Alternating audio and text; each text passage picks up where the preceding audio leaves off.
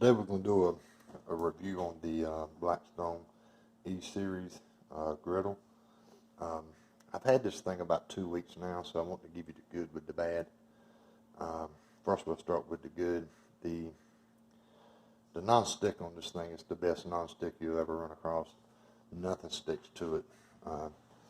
I've cooked eggs, steaks, pancakes, about anything you can think of, and nothing sticks. I cook my eggs without no grease or butter, and I don't have a problem with it sticking. The temperature on this thing, now this is a big griddle, it's 17 inches, so you got plenty of cooking space. I think you could get about 12 pancakes on here when you're cooking. I know you can get a whole pack of bacon on here if you want to cook bacon. Temperature control is pretty easy. You cut it on, it starts at 200. You go up from there, and when you get that temperature you want, you just mash the button, and then you wait for it to warm up to that temperature. I will say that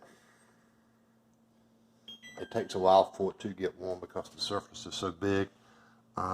Normally about 7 or 8 minutes to get it around 350, 400 degrees. I've done smash burgers on this thing. It's not going to give you smash burgers like this on your grill or on your griddle outside. What it'll do is it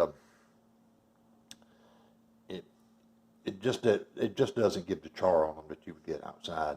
Now it goes up to 500 degrees. I have blackened some steaks on here, seared some steaks, and they turned out great. But the hamburgers, for some reason, just don't want to give you that crust feel to them that you get outside on the Blackstone on your regular grill.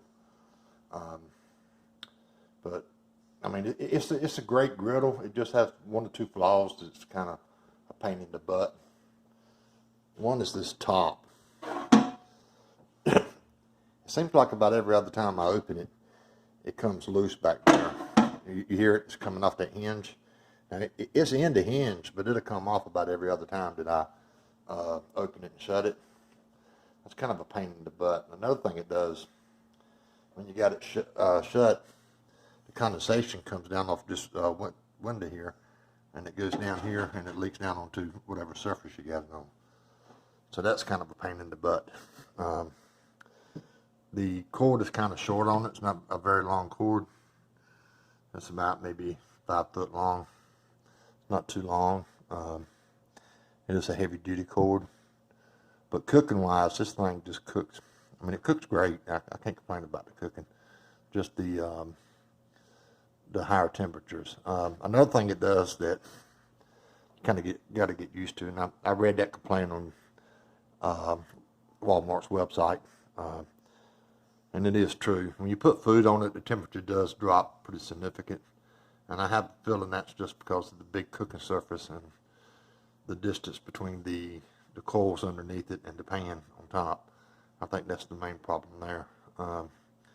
But I mean, once you get it back up, I cook everything around 350 to 400, and cook meats around 450.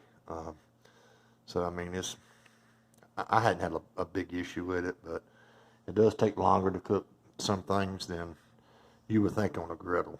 But performance-wise, I mean, it's a workhorse. Like I said, I've cooked probably 12 or 15 different items on it, and besides the top being my number one issue, the griddle's a good deal.